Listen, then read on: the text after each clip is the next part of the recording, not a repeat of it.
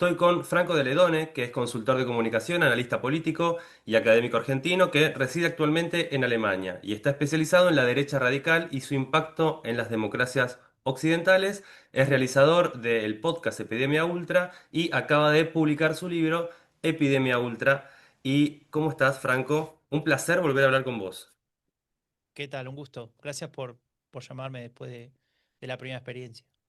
No, estoy alucinado. La primera experiencia nosotros habíamos dialogado en relación a la pandemia y cómo la pandemia estaba reconfigurando las realidades en todo el mundo. Y yo había escuchado tu podcast y me parecía maravilloso cómo vos adelantabas lo que hoy está pasando.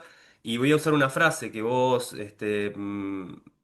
mencionaste en ese momento, que hablabas como en el Bundestag, cuando cubrías, había muchos de los que son opositores o bueno, tienen una pequeña minoría hoy, que son parte de la derecha radical.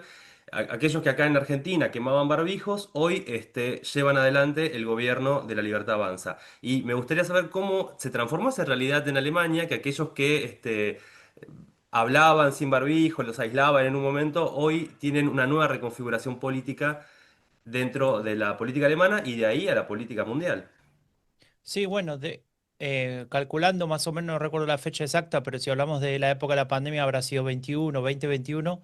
Este partido de ultraderecha que se llama Alternativa para Alemania, Alternative für Deutschland, no solamente ha crecido, sino que hoy en día, si las elecciones fueran mañana, sería el partido más votado.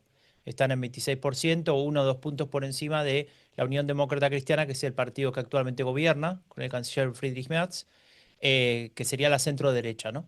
Es un partido que ha crecido, te diría, en ocasiones sin decir mucho, es decir, sin apelar a la atención excesiva, ¿no? Que tal vez es el signo contrario que tuvieron en sus inicios y también que tal vez encontramos en otras derechas radicales, sino más bien dejando que fluya una serie de problemas que tuvo o que tiene todavía la política alemana respecto de los partidos políticos más convencionales que eh, por diferentes circunstancias han perdido apoyo de la población, se ha fragmentado, ha aparecido algún que otro partido nuevo y demás. Entonces, en ese contexto, la ultraderecha alemana ha seguido planteando esta idea de la necesidad de un cambio profundo en Alemania, radical, etcétera, poniendo énfasis en el tema migración, poniendo énfasis en una agenda mucho más cercana a lo que plantean estas ultraderechas y en el caso en particular de el resurgimiento de Donald Trump, cuando él empezó a hacer su campaña antes de volver a ser presidente ahora, bueno, un alineamiento en ese, en ese eje, ¿no? En ese eje de estar en contra de todo lo que sería el discurso, lo que ellos llaman la ideología de género, ¿no? La agenda progresista, si quieres, por poner un nombre en general. Agenda woke se usa ahora más, ese nombre va cambiando, pero refiere en general siempre a lo mismo, y poniéndose al frente de ese discurso, ¿no? Entonces lo que tenemos ahora es una ultraderecha que ha logrado muchos éxitos, mejor dicho, se ha posicionado bien en términos electorales a nivel federal y también ha logrado buenos resultados, incluso alguna victoria a nivel regional, ¿no? En las elecciones regionales, especialmente en el este del país, en la vieja RDA, donde ha llegado a estar incluso en el primer puesto.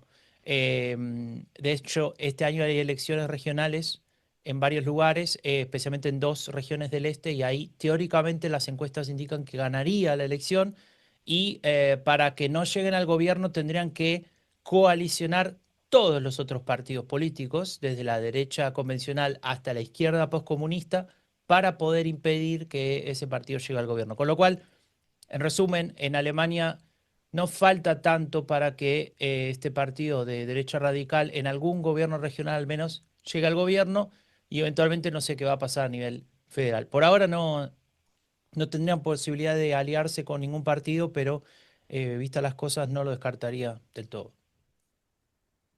Franco, vos en tu nuevo libro Epidemia Ultra, del fascismo europeo a Silicon Valley, la anatomía de un fenómeno que está conquistando el mundo, describís o discurrís en relación a la extrema derecha y la derecha radical. ¿Podés Ujú. adelantarnos esto que contás en los primeros capítulos y que, por cierto, pueden pedir el libro, está para se puede enviar a todas partes del mundo, supongo, y Ujú, vos vi en tus redes que publicabas que podías enviar también un adelanto de algunos capítulos para el que quisiera.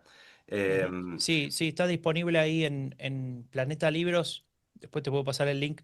Se pueden leer los primeros capítulos y sí, se distribuye en el mundo, aunque las librerías por ahora está en España. Eventualmente irá avanzando la distribución. A ver, la diferencia es fundamental para entender dos tipos de problemas, no tanto por un capricho académico. De hecho, el libro no es un libro académico. Vos ya leíste algunas partes.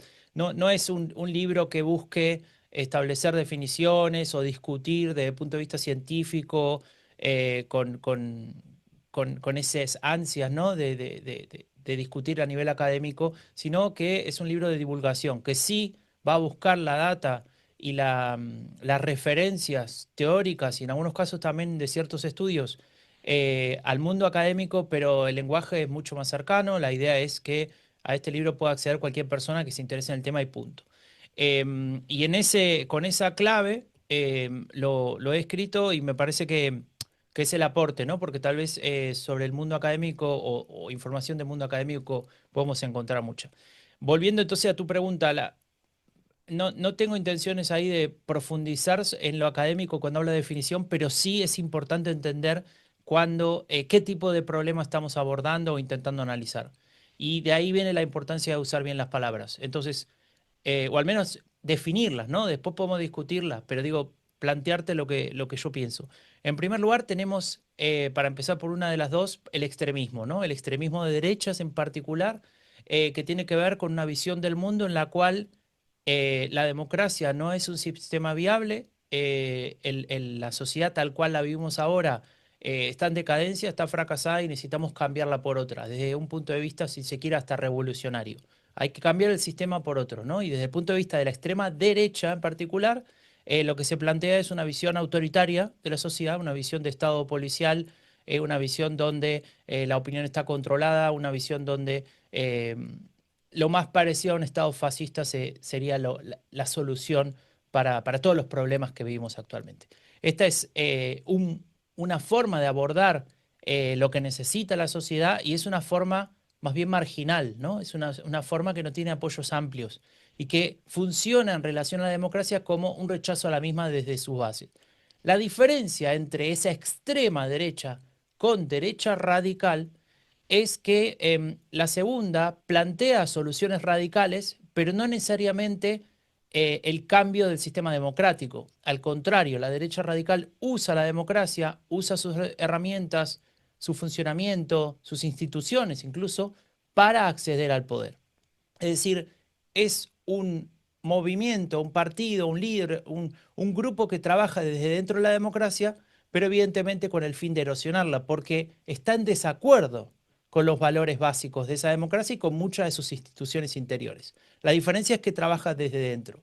¿Cómo podrá decir? En el fondo se encuentran, digamos, si cumplen con su plan final, la derecha y la derecha radical y la extrema derecha se encuentran, podríamos decir que sí, pero el proceso es muy diferente y por eso digo que los problemas son diferentes.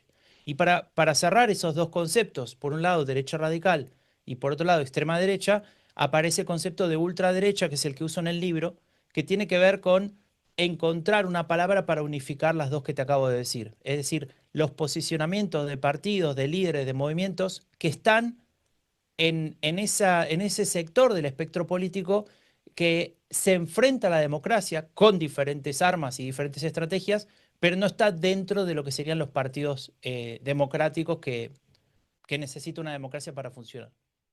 Déjame citar una paráfrasis de tu libro. El triunfo de Trump en Estados Unidos, de Jair Bolsonaro en Brasil, de Javier Milei en Argentina, el de Giorgio Meloni en Italia, la reelección de Nayib Bukele en El Salvador, la consolidación de Narendra Modi en India, de Víctor Orbán en Hungría, son algunos de los ejemplos de la propagación actual de la epidemia ultra. ¿Me puedes explicar por qué epidemia? Y nosotros empezamos a hablar en relación a una epidemia, una pandemia que fue la del COVID. Entonces, ¿cómo podemos ver esta correlación entre el cambio mundial, el gran reseteo, digamos, diferentes nombres que han tenido muchos en teorías conspirativas, que, bueno, otro capítulo de tu libro, otras menciones de tu libro, y cómo esto reconfigura y configura una epidemia política? Ujú. Mira, yo le uso la palabra, o la metáfora, mejor dicho, de epidemia para tratar de hacer referencia a una suerte em, de mal político, si se quiere, que nos afecta porque lo que apunta es construir una sociedad en la cual vamos a vivir peor. Hasta ahí podrías decir, bueno, esta es tu visión personal. Bueno, tal vez desde ahí nace ese interés, pero cuando uno empieza a analizar qué tipo de sociedades se construyen cuando la derecha radical llega al poder, vemos, como los casos que vos mencionabas ahí cuando hiciste el listado, que hay más discriminación, hay más intolerancia, hay menos derechos, hay menos garantías incluso, se vive peor en todos esos ámbitos y es muy difícil sostener en ese sentido que la libertad sea un valor, ¿no? En ese tipo de sociedades. Y de ahí, bueno, se deriva todo el resto de problemas que puedan llegar a surgir, no solamente de la libertad en general, sino los distintos derechos que podemos llegar a tener. Cuando nosotros hablamos, en realidad el podcast ya existía, Epidemia Ultra, y de hecho el podcast la idea del podcast nace antes de la pandemia, con lo cual no tenía ahí una intención medio de clickbait, aunque bueno, en todo caso, ahí justo se dio esa coincidencia, pero en todo caso, sosteniendo la metáfora y un poco desarrollándola en profundidad en el libro, cosa que tal vez en el podcast está más en compartimentos estancos, en el libro intento establecer esa línea roja, encuentro que hay elementos de lo que pensaban ideólogos antidemocráticos que escribían sus pensamientos hace 100 años, literalmente hace 100 años en el periodo entre guerras, entre las dos guerras mundiales, eh, que reaparecen ahora como si fuera un germen que estaba dormido y que vuelve de alguna manera, a expandirse y a contaminar los sistemas políticos de diferentes países y también nuestro propio nuestra propia forma de hacer política hacia afuera, pero también hacia adentro, me refiero a nuestras relaciones interpersonales, ¿no? Y lo que vi, y por eso sostenía esta, mm, esta metáfora, es que parecía en principio que en determinados países en particular se desarrollaba por cuestiones de contexto una opción política que planteaba estas soluciones radicales que herían y que afectaban a los principios democráticos, pero cuando uno las veía en su conjunto, notaba que a partir de 2015, más o menos cuando Donald Trump gana o está por ganar las elecciones, cuando se da el Brexit, etcétera, eh, se empieza a dar en muchos lugares del mundo casi al mismo tiempo, ¿no? Y también lo que veo es que ese discurso empieza a expandirse gracias, o lamentablemente gracias, a la, la presencia de las redes sociales, ¿no? Y el crecimiento tan fuerte de la presencia de personas en las redes sociales. A partir de ahí, eh, esos discursos y esa forma de ver al mundo se hace mucho más cercano, ¿no? Mucho más común en la discusión pública y privada que podemos llegar a tener. Algo que tal vez en otros tiempos estaba filtrado o se detenía eh, previamente, antes de que se haga viral, ¿no? Para usar de vuelta también la metáfora.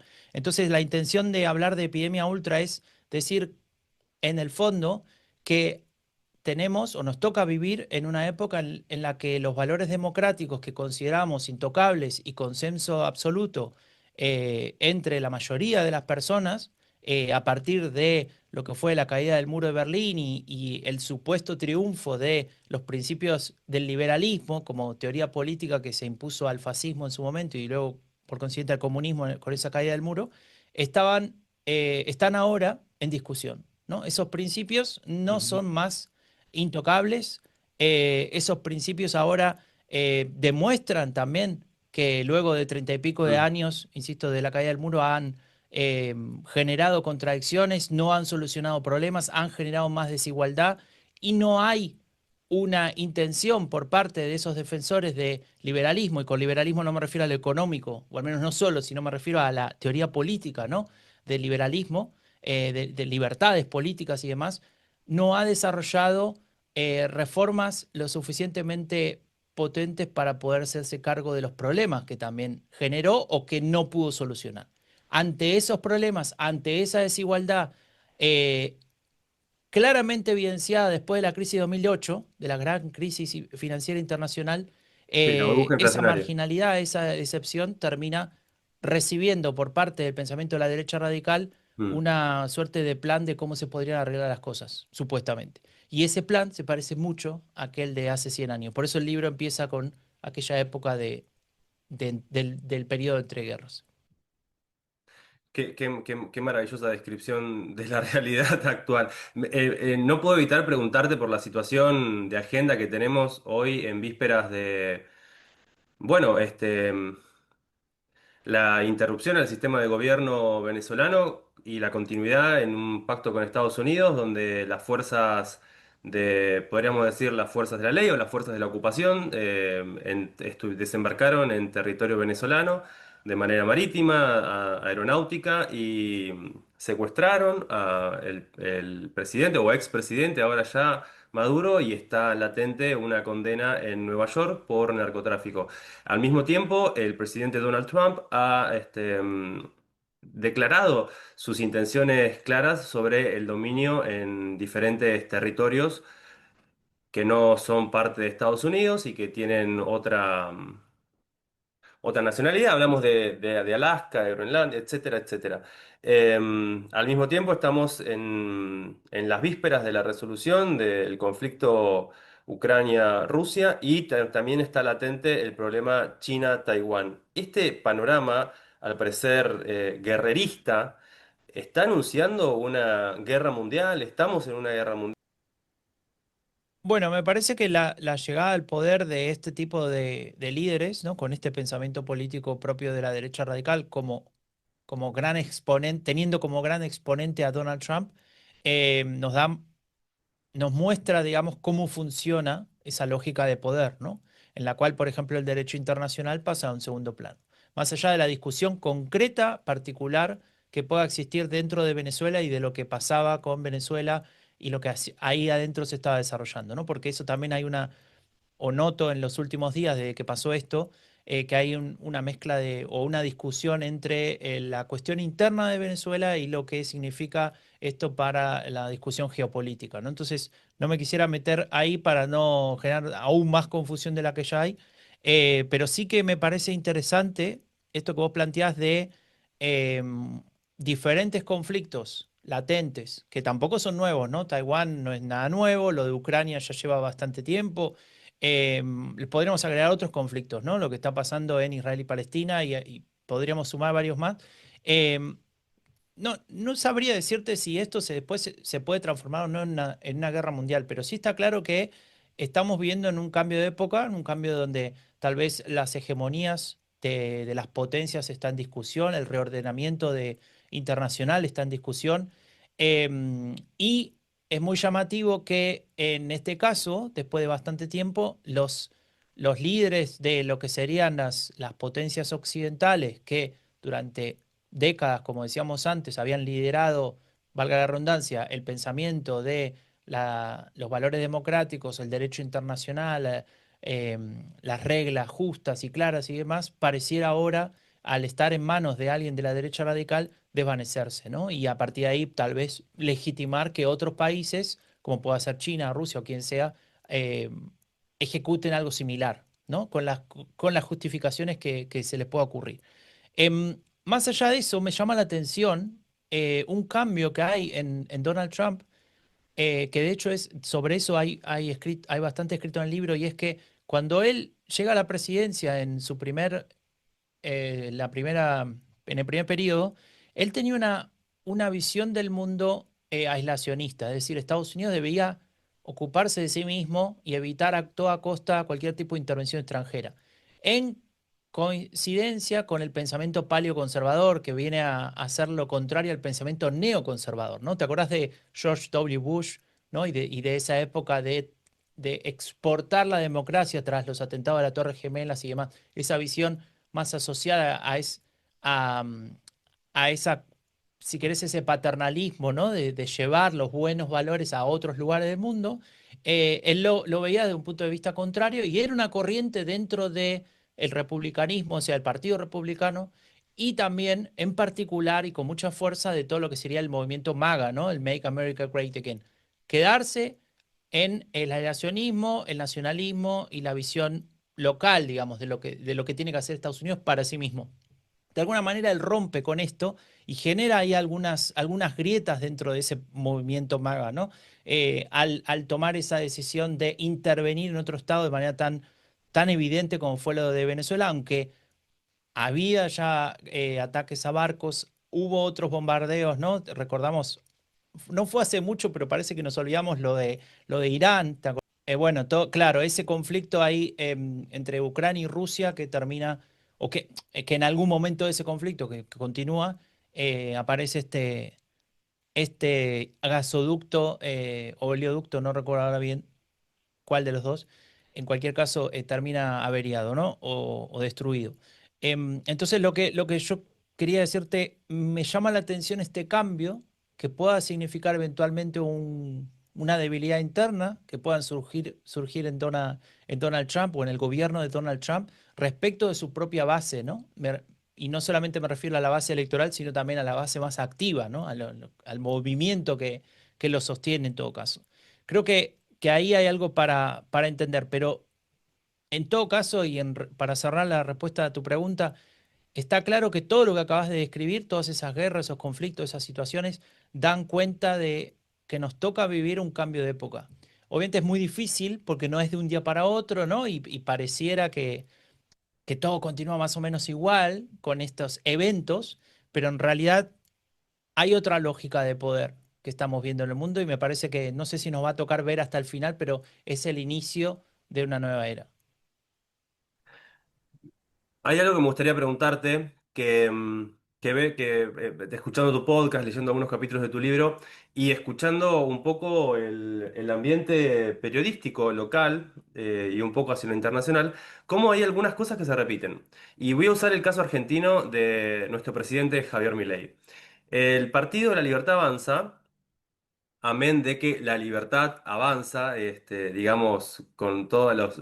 Vos mencionás la libertad, no sabemos si avanza, retrocede, pero al parecer, como eslogan político, avanza y depende de qué libertades. Hay otras declaraciones que son muy llamativas. Por ejemplo, somos superiores estéticamente o estamos acompañados por las fuerzas del cielo.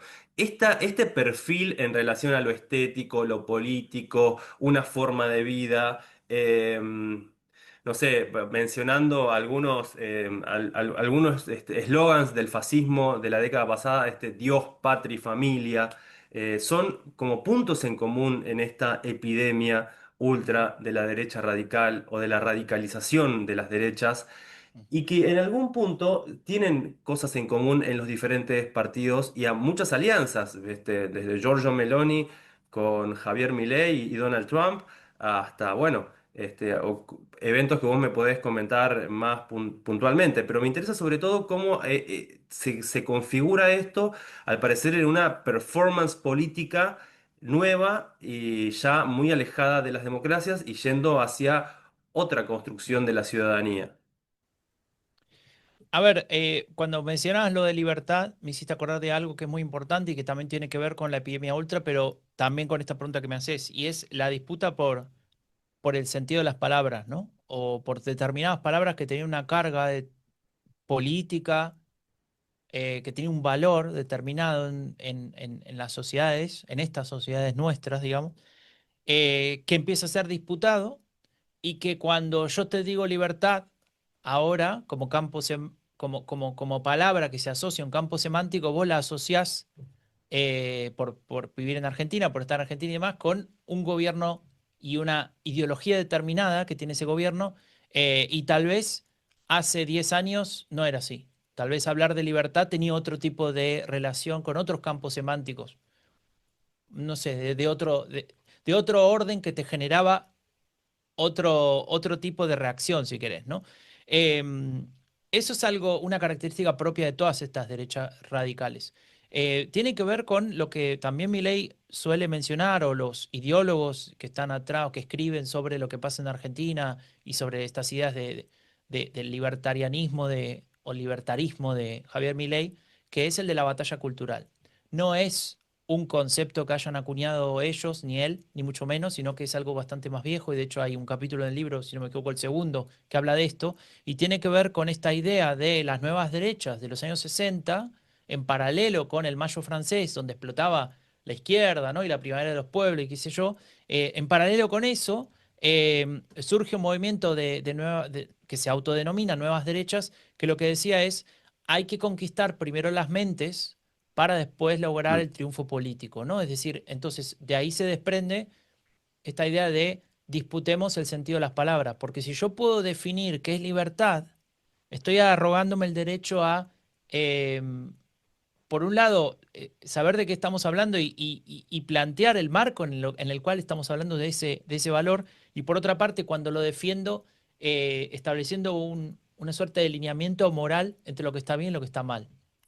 Creo que ese es uno de los grandes de las grandes victorias de estas nuevas derechas actuales, que es la de lograr hacerse cargo de muchas de esas palabras, ¿no? Como por ejemplo el de libertad. Me hace pensar en ese sentido si tal vez ese es el gran problema que tiene el resto de los partidos políticos, ¿no? Que han creído que gozaban de hegemonía y del dominio del consenso respecto de esas palabras y de cómo tenemos que discutir con eso.